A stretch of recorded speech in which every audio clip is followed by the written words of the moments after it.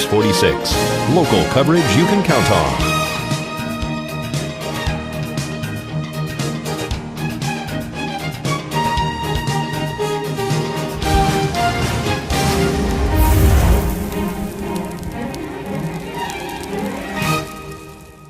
At Healthcare Partners Medical Group, our mission is to provide the highest quality of healthcare to each and every patient. With 5 locations in Pahrump, we are local doctors you know and trust. We want to thank you for choosing us. Quality care starts here. Pahrump Nugget, Progressive Cash Drawings, Mystery Point Multipliers, Mystery Gift Days, Extra Cash for 4 of a kinds, Bingo, Bowling, Football, and Food Specials. Looking for constant action? Look no further. Pahrump Nugget Hotel and Casino. News 46 is brought to you by Healthcare Partners. News 46 is also brought to you by the Bankruptcy Center of Pahrump. When it comes to sensitive matters like bankruptcy, take a breath of fresh air by calling an experienced and compassionate attorney at the Bankruptcy Center of Pahrump. 775-727-4747. News is also brought to you by Pahrump Dermatology and Skin Cancer. When you need the best dermatology care in Pahrump, call Pahrump Dermatology and Skin Cancer. 775-727-9800. News is also brought to you by the St. Therese Mission, a future venue for cultural and environmental events near Pahrump. Get involved. Visit us at sttheresemission.com or call 702-507-4172.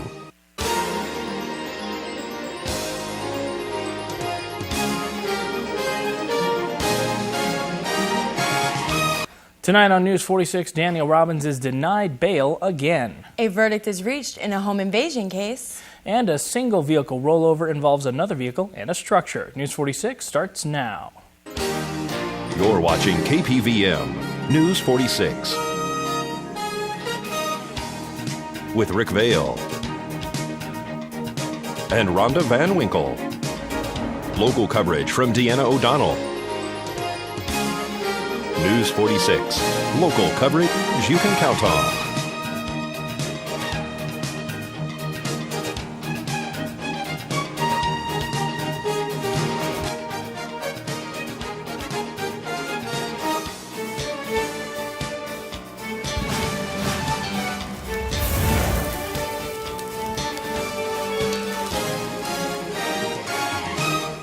Good evening. It's Monday, February 6, 2012. I'm Rick Vale. And I'm Tony Joe for News 46. Murder suspect Daniel Robbins was in court today in Judge Kim Wonkers' courtroom. Daniel Robbins was once again in Judge Kim Wonkers' courtroom today asking for a writ of habeas corpus, that is, detention lacking sufficient cause or evidence, after the August 18th of 2011 shooting incident, which left 21-year-old Christopher Mundy dead and a 14-year-old passenger in his vehicle with permanent damage to his elbow. 46-year-old Daniel Robbins was arrested for murder and assault with a deadly weapon. He has been in the Nye County Detention Center awaiting trial. Mundy was killed about 1:30 in the morning by a single gunshot to his neck as he sat in the car in the driveway of the Robbins home at 940 Benson Circle. A bullet allegedly passed through Mundy and struck the juvenile's arm who was sitting next to him. According to the report, Mundy was at the Robbins home to pick up possessions belonging to the Robbins' daughter, Jennifer. Police say at some point that evening, Monday, Daniel and Kathy Robbins were engaged in some sort of altercation via Facebook. Daniel Robbins is allegedly claiming self-defense in this case, contending that Christopher Mundy apparently showed up in his vehicle on their property when he had been warned not to. They also state that he had been asked several times to leave after he arrived. Today in court, Daniel Robbins' attorney asked once again for his own recognizance release, and if the judge did not agree to that, at least give him a $100,000 bail amount. The Robbins attorney said that he would not flee or be a danger to the community. After consideration, the judge once again denied bail, reading from a transcript that was apparently recently recorded in a jail phone conversation in which Daniel Robbins calls Judge Wonker many vulgar names, and when asked if his daughter Jennifer could speak to him on the phone, he said that she could go F herself. Judge Wonker added that she did not believe Mr. Robbins could control himself in any stressful situation. This is Deanna O'Donnell for News 46. And on tomorrow's newscast, we speak to a longtime friend of the Robbins family. And one man was transported after rolling his vehicle around the corner on Mountain Falls Parkway. Tonight's accident report is brought to you by Stovall and Associates. Don't expect insurance companies to have your best interest in mind. Stovall and Associates cares. Let us help you if you have been involved in an accident.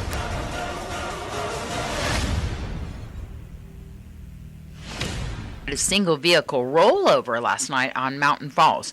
Pahrump Valley Fire and Rescue arrived on scene along with Nye County Sheriff's deputies. Deputies had to block traffic in both directions. One of the occupants of the vehicle seems to have self-extricated or been ejected from the vehicle.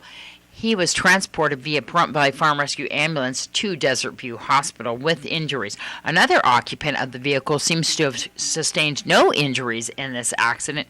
It appears that this Mustang went too fast around this corner, lost control, going over a power box and landing into the back of a resident's brick wall.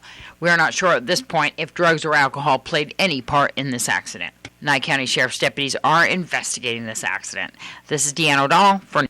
And Mercier landed on scene at Retread and Barney Streets after a truck flipped into a parked vehicle and a residence. A single vehicle rollover early Saturday morning on Barney and Retread Street. Apparently the driver of this pickup truck lost control of his vehicle, actually traveling and hitting a ditch where the car started to catapult, turning upside down onto a van and hitting a structure on the corner of Barney and Retread. None of the occupants inside the home were injured. Unfortunately, the driver of this vehicle seems to have been possibly ejected at the time of the accident. Witnesses state that the man was combative as well. He seems to have had some kind of injury to his hip or back as well as head injuries. Pahrump Valley Fire and Rescue arrived on scene along with Nye County Sheriff's deputies who blocked the intersection as well as establishing a landing zone for Mercier to arrive on scene. The driver and only occupant of this vehicle was transported to UMC Trauma Center. It is unclear at this point if drugs or alcohol played a part in this accident. We do not know the condition of the driver at this time. This is Deanne O'Donnell on Barney and Retread for News 46. Valley Electric was called on scene to repair a power pole after a vehicle crashed into it on Barney and Basin Street Friday night. A single vehicle accident on Barney and Basin Street on Friday night required Pahrump Valley Fire and Rescue and Nye County Sheriff's deputies to the scene of what appears to be a vehicle that lost control and hit a power pole. Nye County Sheriff's deputies also had reports that some of the subjects inside the vehicle engaged in an altercation, actually having a physical fight after the accident occurred. Valley Electric arrived on scene to repair the power pole.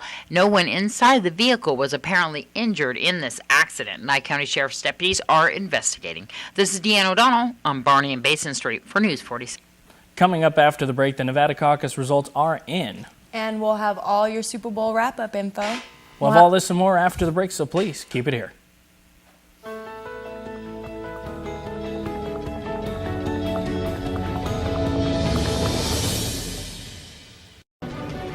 News 46 is brought to you by Affiliated Chiropractic and Affiliated Physical Therapy. Come in for your free consultation. Call 775-727-8900. Our goal is to create the individual treatment plan that will restore your health and end pain. The Jones family no longer will have to relive and testify to the trauma of the home invasion robbery that forever changed their lives in December of 2010. A verdict came in on Friday, and we spoke to Assistant District Attorney Wes White. The last defendant in the Bob Jones home invasion trial, Nicholas Willing, trial started Tuesday. It started Wednesday. Wednesday, Thursday, Friday, 3-day trial. Jury came back late Friday night, about 6:30, and they came back guilty on all 12 counts. And the other defendant? There were 4 other defendants. They all pled guilty some time ago to robbery and secondary kidnapping. 2 of them are in prison. 2 of them are waiting to be sentenced. And when's the sentencing for Nick Willing? It will be scheduled, I believe it's April 23rd, but it's you need some time for parole and probation to schedule interviews, and so it's in April. So what are we looking at as far as time? Well, the kidnapping counts alone can carry a life sentence, so he's looking at quite some time. Is this the main defendant? Well, the state really considered all of them equally responsible. Nicholas Willing, while he didn't go to Bob Jones's residence and participate in the robbery and the burglary and all that, we felt was kind of the mastermind behind it all and gave the other 4 the details and the planning. How was the Jones family in actually testifying during this trial? They were great witnesses. They took the stand. They told the truth what happened, and I think they were satisfied with the verdict today. Was it upsetting for them to react what happened there? Yeah, I mean, I think it was probably, anytime you have a victim take the stand, they always have a little trauma in reliving it. But again, they did a good job. They kept their composure and did well. Well, the Clark County Coroner's Office has identified a man who died when the motorcycle he was riding crashed Saturday near Rainbow Boulevard and US 95. Martise J. Gray, 26 of Las Vegas, died from multiple blunt force injuries suffered during the accident, the coroner said. Police said the crash happened at 10:36 p.m. Saturday in the southbound lanes of Rainbow Boulevard near the highway. The preliminary investigation indicated Gray was riding a 2009 Kawasaki Ninja motorcycle southbound on Rainbow in the right travel lane when he struck the west curb near Balzar Avenue. Gray was thrown off the bike and struck a traffic light pole before landing in the right southbound travel lane, police said. The motorcycle continued sliding south and ended up in the left turn lane. No other vehicles were involved. Emergency medical crews transported Gray to University Medical Center, where he was pronounced dead. The accident was the 11th traffic-related fatality in Metro's jurisdiction so far this year. And we will be right back with Nathan Hollenbeck to give you a Super Bowl rundown.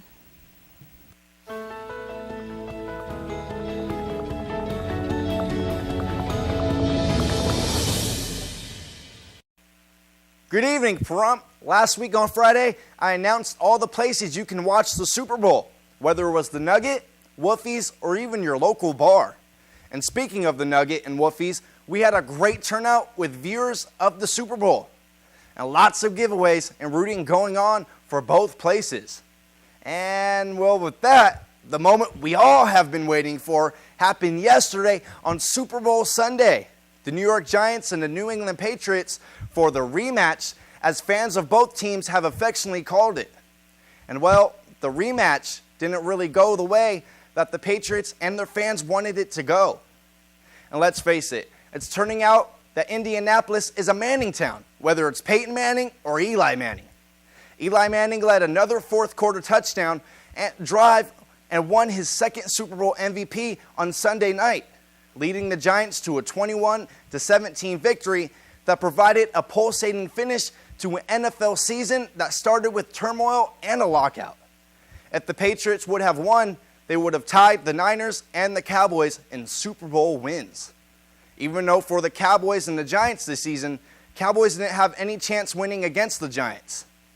And with that, the Giants succeeded with going to the playoffs. The Giants almost didn't make it, needing a lot of help at 7-7 with 2 games left. Their defense finally came together, and Manning gave them a chance in every game with his penchant for comebacks. A league record 15 touchdowns in fourth quarter. And with Eli Manning's skill and natural talent, he led the Giants to a Super Bowl. This matchup was tight and also a low-scoring defensive game. But we all can say that the score, with it going back and forth, kept us all wondering who was really going to win this. The 2 quarterbacks that had people talking, Tom and Eli, both had a great game.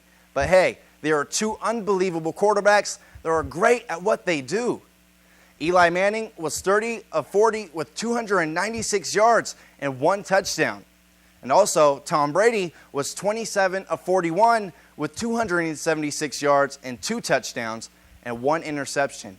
And broke a Super Bowl record of 16 consecutive passes in the game. Patriots were up 17-15 in the fourth quarter when Eli Manning marched his team down the field to the red zone.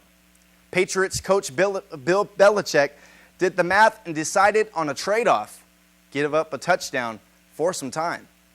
New England pulled up and allowed Ahmad Bradshaw to run the final 6 yards with 57 seconds left in the game. Though Bradshaw tried to stop his momentum at the 1-yard line, he was unable to do so and fell in backwards into the end zone. The Pats, with Tom leading them, struggled to complete a pass as the clock ticked down. They only got as far as midfield. Brady tossed it up for a Hail Mary to the end zone, and with only 5 seconds remaining, and it fell incomplete. Well, there you go. Eli Manning and the Giants take the cake with a 21-17 victory. And that's it for your weekend sports. And I'm Nathan Hollenbeck. And remember, Prump, watching sports doesn't mean you're getting exercise, even if it's the Super Bowl. Good night, Prump. Thank you so much, Nate. Now, Nevada's Republican caucus was held on Saturday, and Mitt Romney has been declared the winner here in the state. Clark County Republican Party officials and voters counted ballots during a special sundown caucus at the Adelson Educational Campus that capped off the Nevada GOP presidential caucuses, which were held on Saturday. The hand count of the Clark County's presidential caucus vote delayed final results by more than a day. Republican volunteers were tasked with the tedious process of counting each ballot in 1,075 precincts and matching the total with the number of voters who had signed in at each caucus site. Volunteers worked from Saturday afternoon until 4:30 a.m. on Sunday morning, returning at 9 a.m. and working until the job was done Sunday night. Mitt Romney won the state by almost 10,000 votes. Newt Gingrich edged out Ron Paul for second-place finish after a straight day and a half of ballot counting, taking 21.1% of the vote to Paul's 18.8%. The totals put Romney over 50%, giving him his strongest yet first-place finish of the campaign.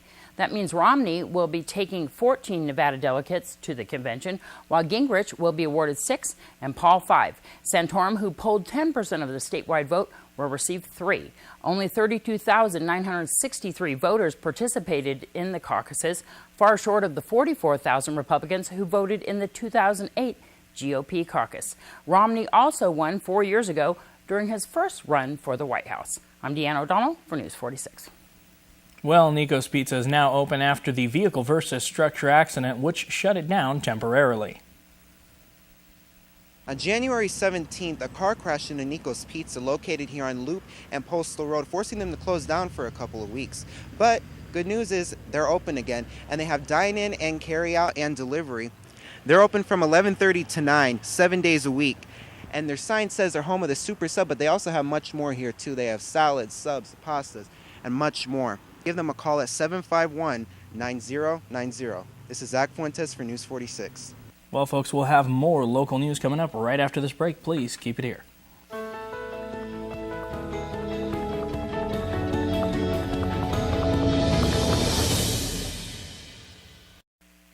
Welcome back to News 46. Symphony Animal Foundation is going to be adding a thrift store. We have some exciting news. We are opening Sniffany's Gifts and Thrifts. It's going to be at the corner of Gamebird and Pahrump Valley Boulevard. I anticipate the opening to be on Valentine's Day, February 14th. And we have so many great deals. And it is purebred quality at mixed breed prices. There you go. That's a great little slogan there. We normally do this out of the Search and Rescue Building, and I know that the ARIA donates a lot of things at the hotel to Symphony Animal Foundation, but regular citizens can donate as well. They can, and now we have a location where they can bring those donations, which is at Gamebird and Pahrump Valley Boulevard, Sniffany's. And we have gifts for pets, as well as the majority of the items is actually people-oriented items. You know, clothing, household items, furniture. The Aria Hotel and Casino and City Center in Las Vegas has been so good to us, and we get such great items, and a lot of them are brand new because they host a lot of conventions. Yeah. So, and people don't want to ship the stuff home, so they leave it at Aria, and Aria donates it to us. And as well, this thrift store is going to benefit Symphony Animal Foundation and the Building Fund, and how's that going? It is going well. We are still waiting on final approval of our plans because we had to do some revisions, but for the most part, the plans don't change too much, so we can start construction, and we're just waiting for the equipment to come back from Beatty so we could start moving dirt. What time is the thrift store going to be open from? We anticipate operating from 10 in the morning to 5 in the afternoon, and it will probably be open Tuesdays through Sundays. Sundays will have limited hours, 11 to 3. People can donate all the time to Symphony Animal Foundation by going online or giving you a call or dropping a check off at Wolfie's, and we'll give those addresses and phone numbers in just a sec. But we're having a pie contest again next weekend. Is it the 11th? We are February 11th. We're having our second annual Pie in the Sky, and Deanna remembers it very well because she got hit with a pie last year, and I can't guarantee that she won't again this year. I think I will. But we have a lot of our public servants and politicians that are such good sports that have agreed to take pies in the face for the animals. And it is the Saturday before Valentine's Day, and we believe that nothing says I love you like a pie in the face. What time is that going to be at? It's at 1 o'clock, and it's in Wolfie's parking lot. Yes. You can't miss it. Come on out. It is so much fun. And, of course, you know, Wolfie's always has such great food. So if you're hungry, you work up an appetite by taking pies or throwing pies. We got a great place for you to eat. Exactly. And give all the information for Symphony Animal Foundation. Symphony Animal Foundation has a website, symphonyanimalfoundation.org. You can reach me on my cell at 702-528-4997. You can drop donations off at Sniffany's at the corner of Pahrump Valley Boulevard and Game Bird. And, of course, you can always find me at Best Western and Wolfie's. And now here's Zach Fuentes with a look at your weather. News 46 weather is brought to you by Healthcare Partners Medical Group, with 5 locations in Pahrump, local doctors and professional staff providing total care from infancy to seniors. News 46 weather is also brought to you by your local dairy farmers. Dairy products are very important in maintaining a healthy body. For more information, you can visit their website at nevadadairycouncil.org. News 46 weather is also brought to you by Humana.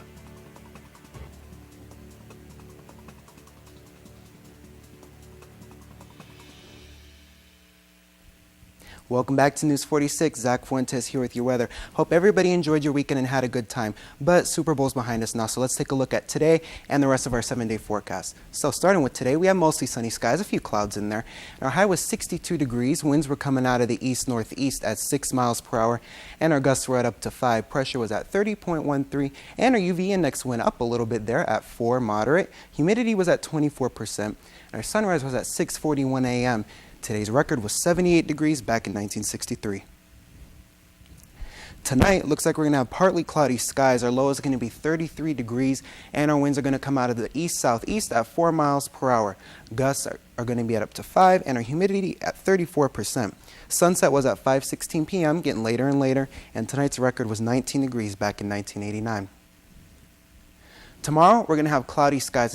It's expected to be very cloudy. Our high is going to be 59, so we're going back into the 50s a little bit. Temperatures are cooling down. Low is going to be 35 degrees. Winds coming out of the southeast at 6 miles per hour.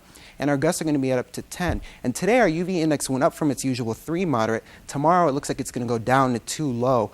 The sunrise is going to be at 6:40 a.m. and our humidity at 25%. Now tomorrow, we do have a 30% chance of rain as well as Wednesday. So even if it doesn't rain tomorrow, it definitely looks like there will be some heavy clouds. Thursday and Friday, though, it's going to be sunny again. Then Saturday, we may go into partly cloudy skies once again, but Sunday and Monday looks clear. Our highest high is going to be 66 degrees on Thursday, and our lowest low is going to be 32 degrees actually on Sunday. Today's worst weather was in Flamingo, Florida. Wow, that's almost a tongue twister, where they had showers. Back to you. Thank you very much, Zach. And the Bureau of Land Management will host a volunteer cleanup event in the mesquite groves of southwest Pahrump. Large dumpsters will be set up at the intersections of Kellogg and Money, where the event will begin at 8 a.m. on Saturday, February 11th, with the estimated ending time of 2 p.m. The BLM will provide all water, trash bags, gloves, and support services. For more information, call 702-515-5006 or 702-515-5189. And folks, that's going to do it for this edition of News 46. I'm Rick Vale. And I'm Tony Joe. And from everyone up here in the hill at KPVM, we wish you a safe evening, and we'll see you here again tomorrow night. Until then, good night, Prompt. Good night, everyone.